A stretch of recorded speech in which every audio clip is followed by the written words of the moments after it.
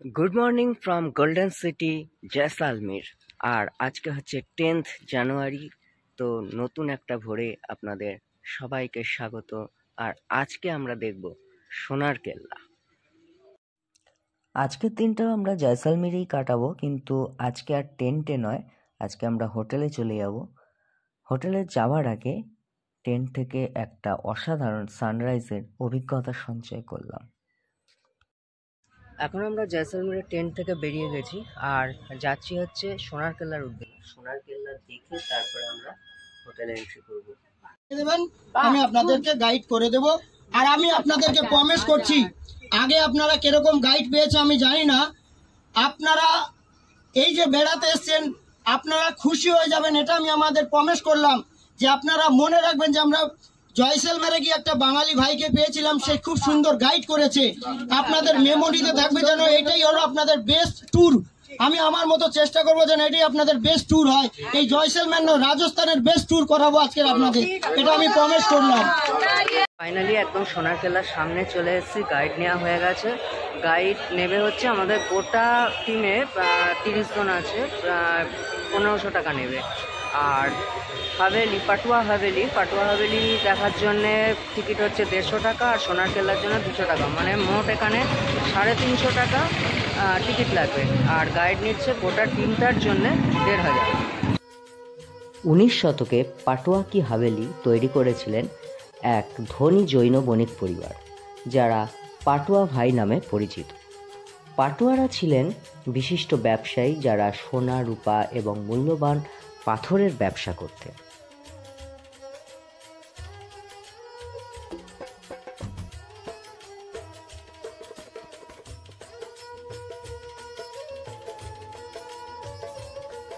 হাভেলি কমপ্লেক্সে 5টি পৃথক প্রাসাদ রয়েছে।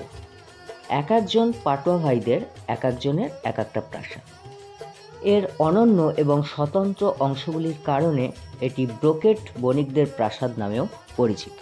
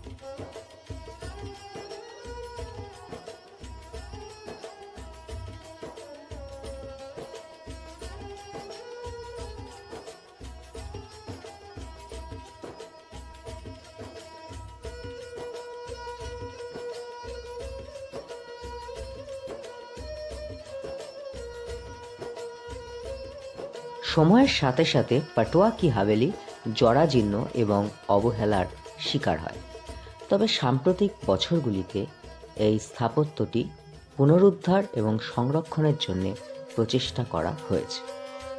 হাভেলিটি এখন জনসাধারণের জন্য উন্মুক্ত, যা দর্শনার্থীদের জয়সালমীরের সমৃদ্ধ ইতিহাস এবং ঐতিহ্য সম্পর্কে জানার সুযোগ করে দেয়।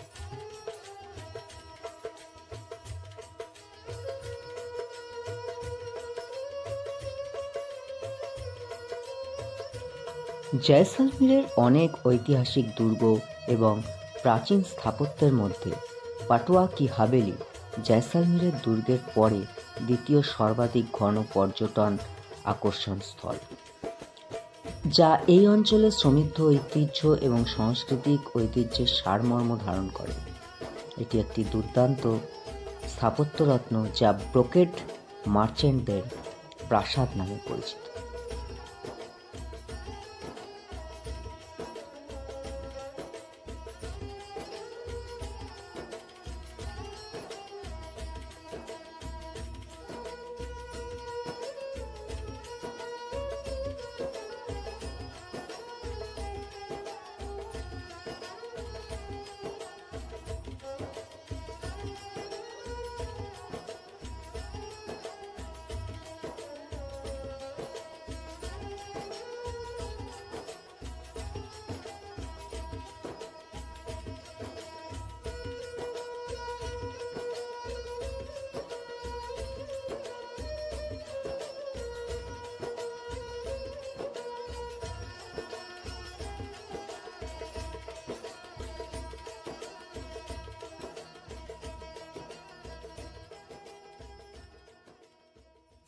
এই হাভেলিটি পাটুয়া পরিবারের ঐশ্বর্য এবং সাফল্যের প্রমাণ হিসেবে দাঁড়িয়ে আছে।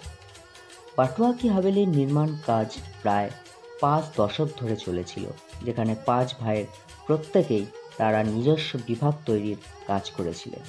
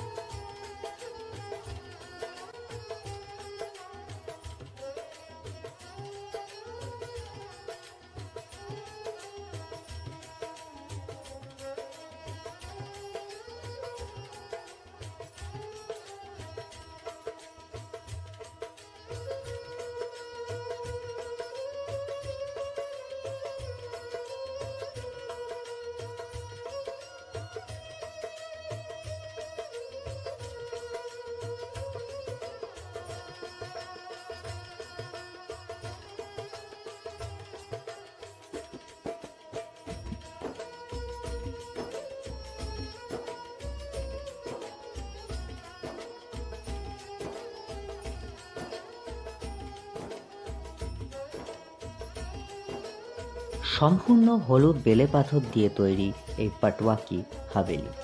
হাভেলির স্থাপত্যে রাজপুতনা ও মুঘল শৈলীর মিশ্রণ ঘটেছে, যা জটিল কারুশিল্প এবং সূক্ষ্ম খোদাই ও অলঙ্কৃত বারান্দা প্রদর্শন করে।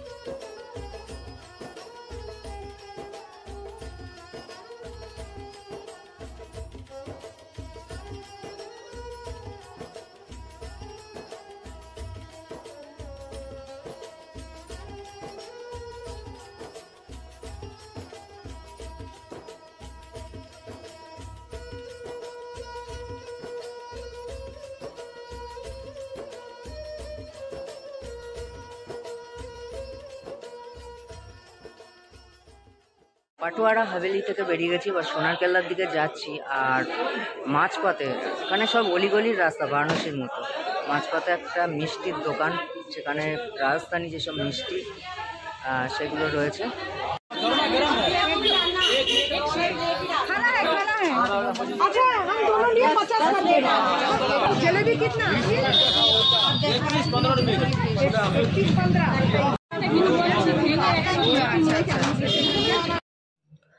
পাটুয়া হাভেলি দেখে আমরা চলে এলাম জয়সালমীর কেল্লা বা জয়সালমীর ফোর্ট, যাকে সোনার কেল্লাও বলা হয়। সেই সোনার কেল্লা রাজস্থানের দ্বিতীয় প্রাচীনতম কেল্লা।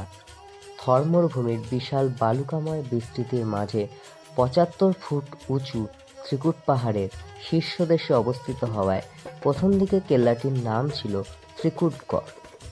1155 খ্রিস্টাব্দে তৎকালীন স্থানীয় শাসক ভাটি রাজপুত রাওয়াল জয়সাল নির্মাণ করেন।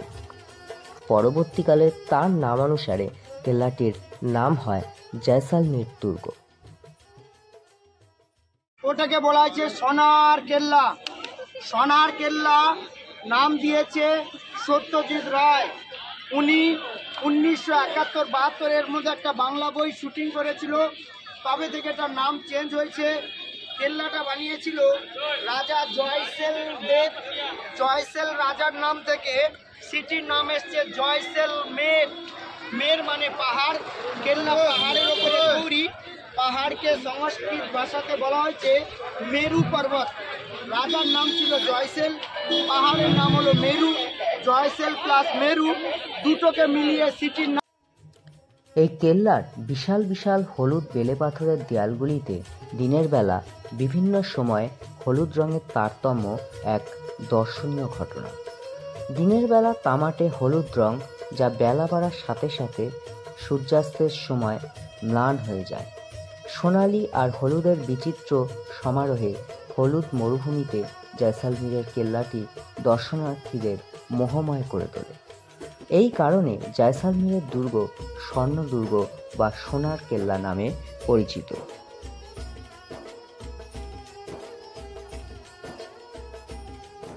বাঙালি পর্যটকদের কাছে সোনার কেল্লা নামটি বিশেষভাবে জনপ্রিয় হয়। বিশ্ববরেণ্য চলচ্চিত্র নির্মাতা সত্যজিৎ রায় এই কেল্লাটিতেই সোনার কেল্লা সিনেমার শুটিং করেছিলেন। তার থেকেই নাম হয় সোনার কেল্লা।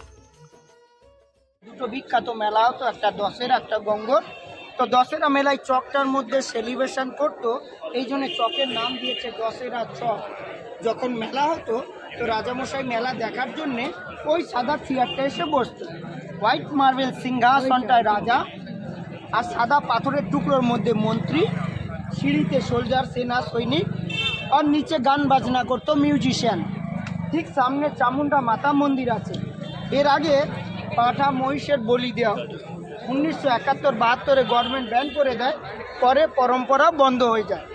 প্রাচীন সময়ের সামনের বিল্ডিং রাজবাড়ি, এইটা রানীর বাড়ি, ওইটা রাজকুমারদের বাড়ি। রাজার বাড়ি, হ্যাঁ রাজার বাড়ির ব্যালকনিগুলো, আর রানীর বাড়ির ব্যালকনিগুলো বন্ধ, কারণ জয়সলমেরের রাজা ছিল রাজপুত। রানীদের জন্য পর্দা সিস্টেম। যখন কোনো মেলা অনুষ্ঠিত হতো তো রাজা এসে সিংহাসনে বসতো মেলা দেখার জন্য, কিন্তু রানীদেরকে আসতে দিত না। তখন রানীরা ছোট ছোট জানলায় বসে বাইরের লোক এবং মেলার আনন্দ উপভোগ করত। বাইরের লোক না যেন রানীকে দেখতে পায় তার জন্য পর্দা সিস্টেমে রানীর বাড়ি তৈরি। এই যে রাজবাড়িতে যাওয়ার আগে যে অরেঞ্জ কালার হাতের ছাপ দেখছো, ওই যে দেওয়ালে অরেঞ্জ কালারের হাতের ছাপগুলো, ওগুলো সতী হ্যান্ড প্রিন্ট। এই কেল্লাতে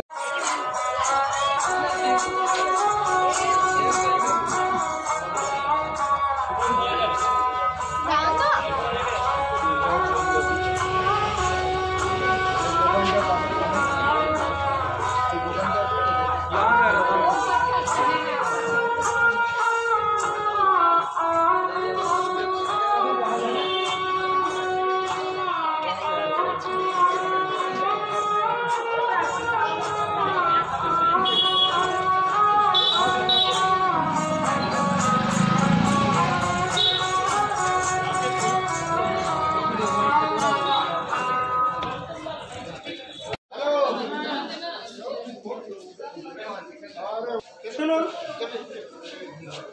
এই কেল্লাতে যে বেড়াতে এসছো, এই কেল্লার রাজা কিন্তু এখনো রয়েছে। বর্তমান রাজার নাম হলো মহারাবল চেতন রাজ সিংজি। এই কেল্লার 44তম বংশধর, 44তম রাজা। এই কেল্লার রাজাকে রাজা বলি না, রাজাকে মহারাবল বলি। এটা তাদের উপাধি। যেরকম চিত্তরগড় রাজাদেরকে মহারানা বলে, জয়পুর রাজাদেরকে সোয়াই বলে।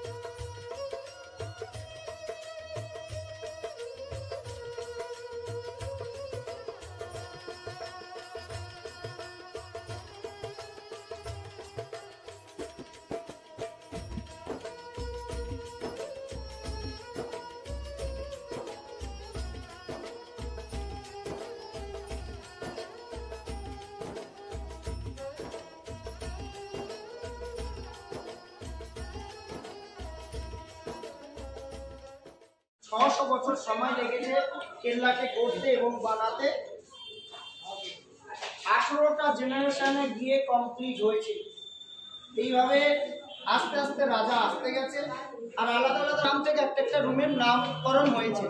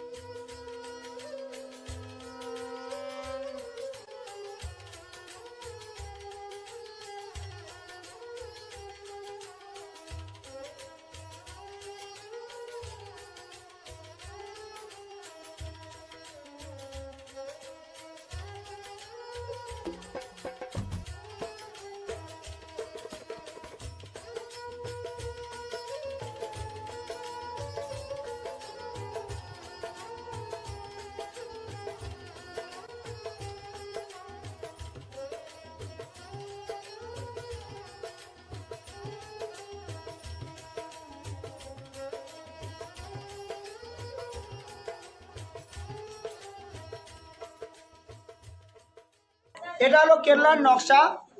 কেল্লা একটা পাহাড়ের ওপরে তৈরি। কেল্লার 3টে কোণ ত্রিকুট পাহাড়, এই জন্য এটার নাম ছিল ত্রিকুটগড়।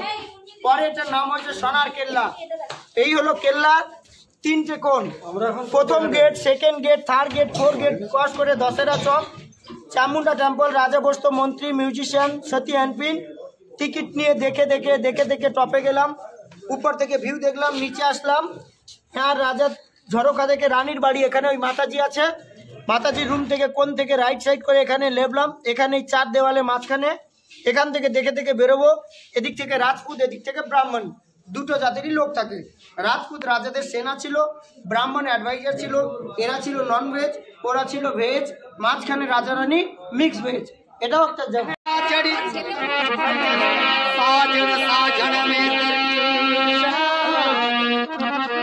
তোমারও সাজন জীবরা চড়ি, সাজন দিকলো চুড়ি জদ পিয়া বচু ঘড়ি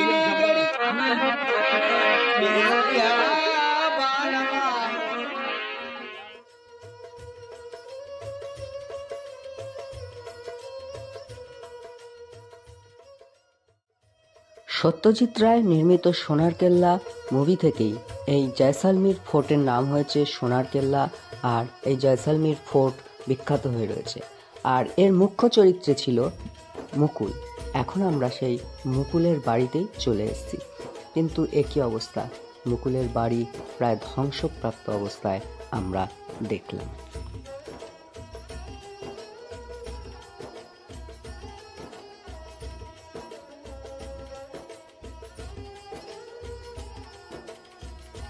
সোনার কেল্লা দেখে আমরা সর্বশেষে এলাম এখানের আরেক বিখ্যাত সোনার পাথরের বাটির দোকানে। হলুদ বেলে পাথরের তৈরি এই বাটিকে সোনার পাথরের বাটি বলা হয়, যা অত্যন্ত আকর্ষণীয় এবং প্রচণ্ড কস্টলি। আর এই সোনার পাথরের বাটি আপনারা এখানেই পাবেন, মানে সোনার কেল্লার গায়ে এর দোকান, আর বাইরে কোথাও পাবেন না। তাই কেনার দরকার হলে এখান থেকেই কিনবেন। मेरा नाम संदीपन, संजय कुमार। कहाँ से? कलकत्ता। कलकत्ता से संजय कुमार जी। आपके नाम का? अच्छा अच्छा अच्छा। ओ संजय कुमार बोलो तो मीठा लगो, ओ संजय कुमार हंसो तो प्यारा लगो, बोलो तो मीठा लगो। आया जिसल मेरे राजा घूमने, सवारी सूरत जेड़ा संजय जी, सवारी सूरत जेड़ा संजय भाई, आया जिसल मेरे घूमने। बोलो तो मीठा लागो हसो तो प्यारा लागो बोलो तो मीठा लागो आया संजय भाई तुम घूमने ओ सबली सूरत जीड़ा संजय भाई सबली सूरत जीड़ा संजय भाई हसो तो प्यारा लागो बोलो तो मीठा लागो हसो तो प्यारा लागो आया संजय भाई अके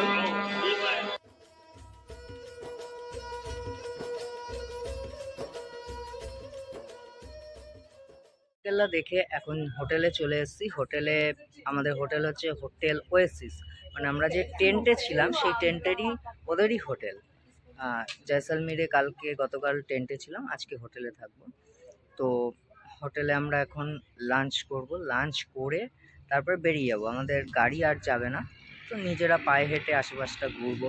গাদিশাল লেক যাওয়ার ইচ্ছা আছে, দেখি হয় নাকি। এটা হলো আমাদের জয়সালমীরের হোটেল, হোটেল ওয়েসিস।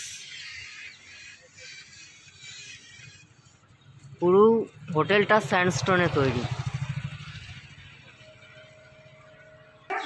এই হচ্ছে রিসেপশন।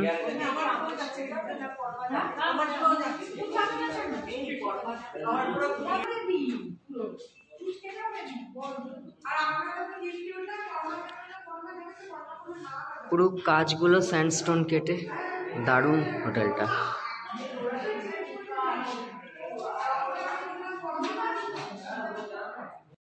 আপনাদের রুম টুরটা করিয়ে নিই। 103 নম্বর রুম।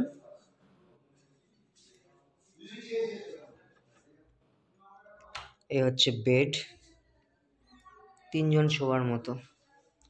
ওইদিকে চার্জিং পয়েন্ট আছে, আবার এইদিকেও আছে, দুদিকেই চার্জিং পয়েন্ট। Dressing table. রুমটা খুবই সুন্দর। উপরে ফ্যান আছে, এসিও আছে।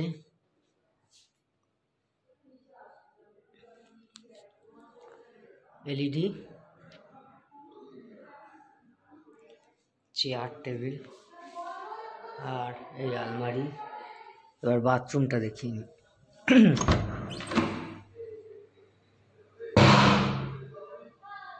Geyser, commode, hand shower.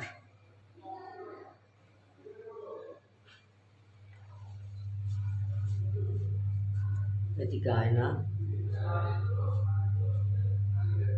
Basin. Lunch করে নিয়েছি আর এখন সময় 5:30। এখন আমরা যাচ্ছি গাদিয়াল লেকে। সামনে থেকে অটো ভাড়া করব, অটো ভাড়া করে যাচ্ছি হচ্ছে গাদিয়াল লেক। চলে এসেছি আমরা গাদিশাল লেকের সামনে, আর এখানে টিকিট কাটতে হবে। এই হচ্ছে টিকিট কাউন্টার।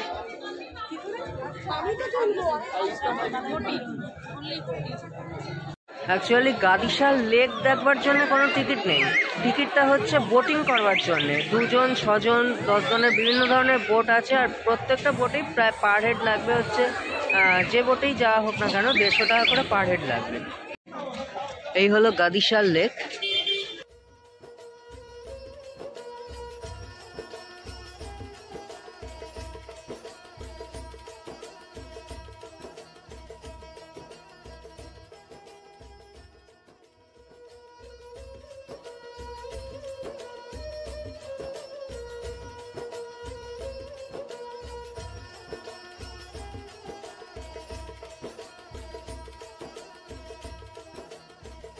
সন্ধে হতেই গাদিশাল লেকে শুরু হলো লাইট অ্যান্ড সাউন্ড শো। আর এই লাইট অ্যান্ড সাউন্ড শো সম্পূর্ণই বিনামূল্যে। অনেকে পার্ক থেকেই এই লাইট অ্যান্ড সাউন্ড শো দেখছে, আবার অনেকে বোটিং করে লাইট অ্যান্ড সাউন্ড শো দেখছে। অপূর্ব মোহময়ী লাগছিল এই গাদিশাল লেককে যখন এই লাইট অ্যান্ড সাউন্ড শোটা চলছিল।